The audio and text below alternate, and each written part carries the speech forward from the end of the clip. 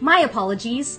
Mandates are about to be reinstated, so I was wearing my mask to get ahead of the curve. I love my mask, especially in an election year, because it's a simple yet effective way to display my allegiance to the regime. Am I concerned that an analysis of top scientific studies was conducted this year and concluded that mask mandates did nothing to stop the spread of COVID-19? Nope. Am I concerned that mandatory masks once led to mandatory vaccines, which led to an epidemic of heart conditions in the otherwise young and healthy? No. Am I concerned that COVID stimulus checks and manufactured supply shortages have created a steep loss in purchasing power, making it next to impossible to afford basic necessities? Not even a little bit. Am I concerned that this state of hyperinflation will eventually lead to the perceived need for a government-backed universal basic income that will enslave us to the state in inconceivable ways? Not until it affects me directly. And why am I not concerned, you ask? I'm not concerned because I decided a long time ago that sticking to a bad course of action is much easier than admitting I was wrong. Because in order to admit I was wrong, I have to admit the right was right. And I don't like losing face to or for anything. Unless it's my mask. I've decided it's much easier to pretend my mask protects me from a viral illness